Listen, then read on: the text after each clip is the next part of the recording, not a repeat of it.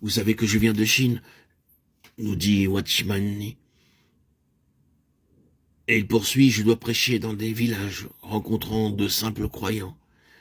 J'ai l'habitude d'utiliser des illustrations simples.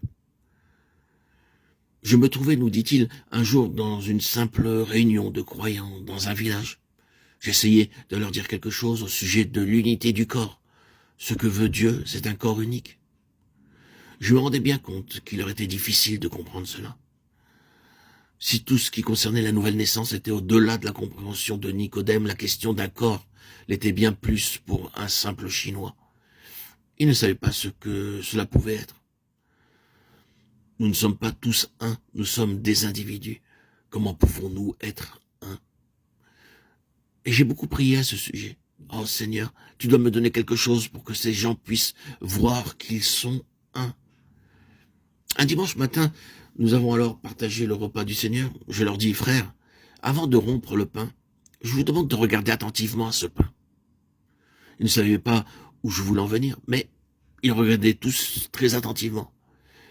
Après avoir rompu le pain, j'ai lu dans 1 Corinthiens 10, nous sommes arrivés au verset 17. Nous qui sommes plusieurs, nous sommes un seul pain. Alors j'ai dit, sommes-nous un pain?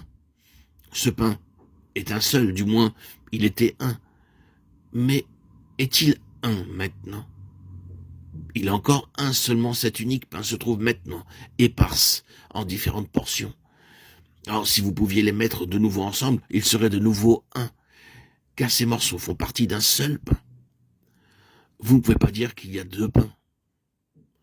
Vous pouvez le briser en 1000 morceaux, mais ce sera toujours un seul pain.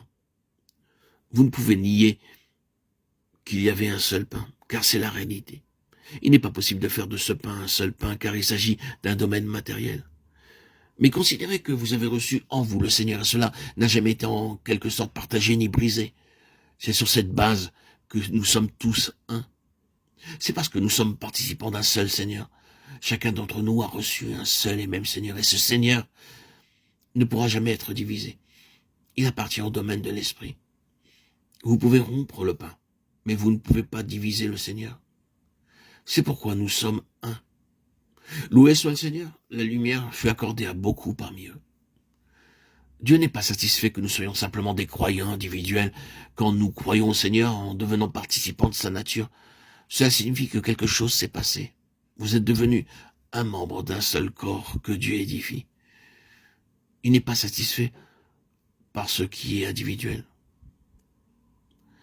En abordant maintenant le domaine pratique, Dieu doit nous donner, dans un premier temps, la révélation, afin de pouvoir saisir ce qu'il désire. Mais qu'est-ce que je désire moi-même? Est-ce que je recherche des expériences spirituelles? Ou soi-disant pour moi-même? Est-ce que je cherche à faire des convertis pour mon organisation? Ou pour ma dénomination? Ou bien pour qu'ils soient sauvés et leur éviter l'enfer? Ou bien ai-je vu la vision de ce qui est céleste, de l'homme céleste? Et est-ce que je travaille pour parvenir à cette finalité? Oh, c'est quelque chose de tout à fait différent. Tout change, même la question de la délivrance du péché, de la sanctification et de la victoire. La finalité de ces choses n'est plus la même, elles deviennent partie d'un tout.